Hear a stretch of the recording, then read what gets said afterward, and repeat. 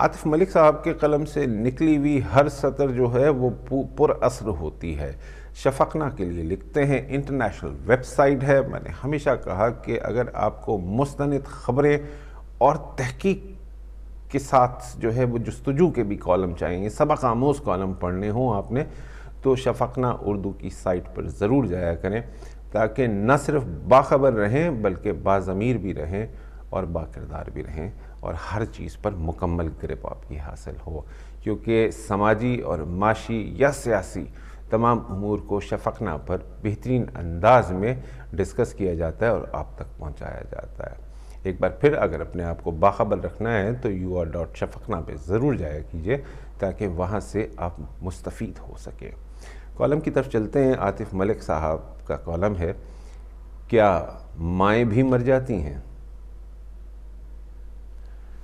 بچہ پہلا سوال ماں سے پوچھتا ہے اور پھر ساری عمر ماں سے ہی پوچھتا رہتا ہے۔ خصوصاً متوسط طبقے میں تو باپ احترام کا نام ہے، اور احترام میں سوال پوچھتے جھجک، ڈر، خوف سب سامنے آن کھڑے ہوتے ہیں۔ مل کر زبان روکتے ہیں، الفاظ کے سامنے دیوار کھڑی کر دیتے ہیں، جبکہ ماں سے پوچھا جا سکتا ہے، بغیر الفاظ کے پوچھا جا سکتا ہے، کیونکہ ماں اور اولاد کی گفتگو تو زبان پر لفظ اترنے سے کہیں پہلے شروع ہو جاتی ہے۔ یہ گفتگو الفاظ کی محتاج نہیں ہوتی۔ باقی دنیا بچے کی پیدائش کے بعد ایک رشتہ جوڑتی ہے، ماں اس سے کئی ماہ قبل رشتہ جوڑتی ہے۔ احساس، محبت، بوجھ، تکلیف سب ساتھ لیے، سخت کھیتی کی مزدوری، دن رات کا کسب، رات کی بے آرامی، لمبے دن کا کٹھن، ایک لمبی فہرست ہے، اور پھر ایک لمبا سفر آگے بھی ہے۔ ایک ننھی روح کو پروان چڑھانا، تربیت دینا اور صاف نکھارنا، محبت، خلوص، الفت، چاہ، قربانی، برداشت سب کا تعلق ماں سے ہے۔ لیکن الفاظ کا دامن اس رشتے کو بیان کرنے سے خالی ہے، کیونکہ یہ رشتہ الفاظ کے اترنے سے کہیں پہلے بنتا ہے۔ الفاظ بے بس ہیں اور اس سے آگے جملے، مضامین سب تہی دامن، بیکار، کسی ناکام کے الفاظ یوں ہی لنگڑاتے گھسٹتے سر پر خاک ڈالتے ہیں، اس رشتے کو بیان کرنے کی کوشش میں ہیں اور ناکام کوشش کرتے ہیں۔ ماں کو کبھی بتانا نہیں پڑتا، اسے خود پتہ چل جاتا ہے کہ آگے کیا آ رہا ہے، بچہ خوش ہے یا پریشان ہے، اور یہ بچے چاہے کسی عمر کے بھی ہوں، عمر رسیدہ، سفید بال، سمندر پار، ماں سب جانتی ہے۔ ماں کا رشتہ الفاظ، فاصلوں، عمروں سب کی بندشوں سے کہیں آگے ہے۔ ماں سے پوچھا جا سکتا ہے، اسے بتایا جا سکتا ہے، لفظوں کے ساتھ یا لفظوں کی بے ساکھی کے بغیر۔ گھر میں کیا پکا ہے کہ سوال سے لے کر میں یہ نہیں کھاتا سب کہا جا سکتا ہے۔ گورنمنٹ سینٹرل اسکول میں جب میں تیسری جماعت میں پڑھتا تھا تو میری جماعت میں ایک لڑکا بھی تھا۔ نام تو اس کا علیم تھا، مگر سب ہم جماعت اسے بودی شاہ کہتے تھے۔ بودی شاہ کا حلیہ عجیب تھا، سر پر مشین پھری ہوتی یا پھر چھوٹے بال، مگر سر کے عین درمیان بالوں کی ایک لمبی لٹ ہوتی، گردن تک آتی۔ بودی شاہ باقی لڑکوں سے مختلف تھا۔ اس زمانے میں میں نے اماں سے بودی شاہ کے بارے میں پوچھا۔ سوال ماؤں سے ہی تو پوچھے جاتے ہیں۔ اماں نے کہا کہ یہ منت کا بچہ ہے، اس کے سر کے درمیان میں جو لمبے بالوں کی لٹ ہے اسے بودی کہتے ہیں۔ یہی نہیں بلکہ اس کی ماں کئی سال لوگوں سے کپڑے مانگ مانگ کر اسے پہنائے گی۔ یہ منت کا بچہ ہے۔ مجھے سمجھ نہ آئی، عرصے بعد سمجھ آئی کہ منت سے کام نہ ہو تو لوگ منت مان لیتے ہیں، منت سے کام نہ ہو تو لوگ منت مان لیتے ہیں۔ چوتھی جماعت میں جب ہمارا ہم جماعت عارف کرشن نگر میں پتنگ لوٹتے چھت سے گر کر مر گیا تو میں نے اماں سے پوچھا، اماں کیا بچے بھی مر جاتے ہیں؟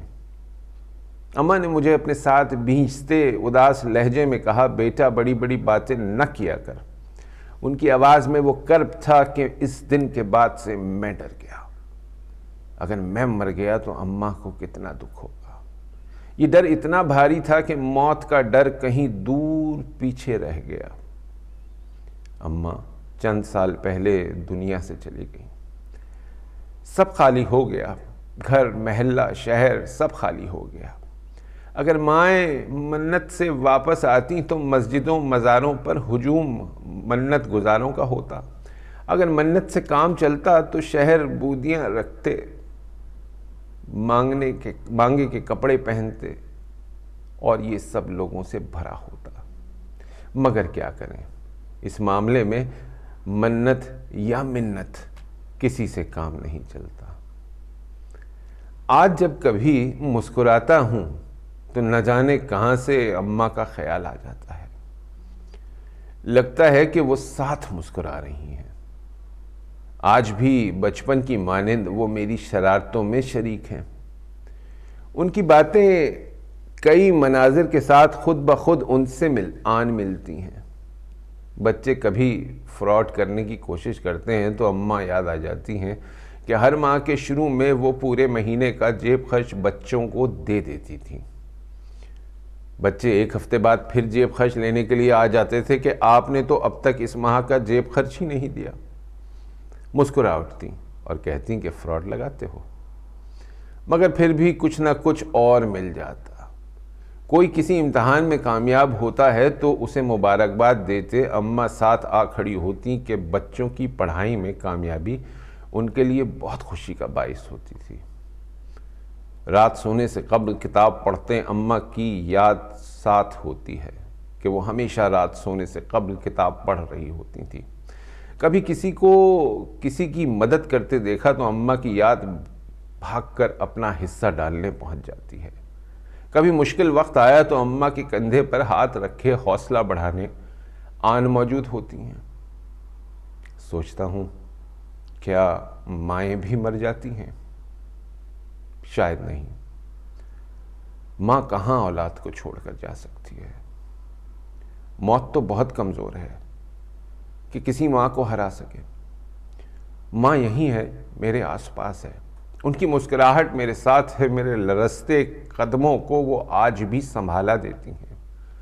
وہ اب ایک فرد سے زماں میں بدل چکی ہیں. میرے ارد گرد کسی شناسا یا اجنبی کے ہر شفقت، محبت، خیال، جد و جہد، بہادری کے عمل میں وہ جھلک رہی ہے. آج بھی کہتے ہوئے، بیٹا بڑی بڑی باتیں نہ کیا کر.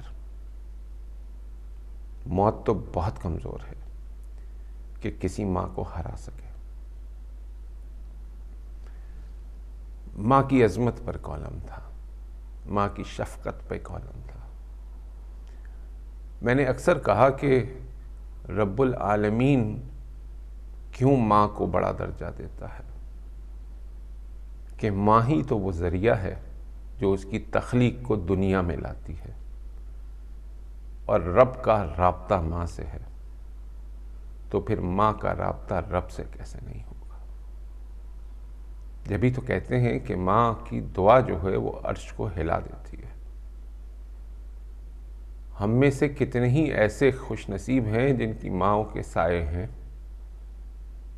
اور کچھ بد نصیب ایسے ہیں کہ جن کی مائیں اب نہیں ہیں، دکھتی نہیں ہیں مگر ان کے ساتھ رہتی ہیں. لیکن کچھ کم نصیب بھی ہیں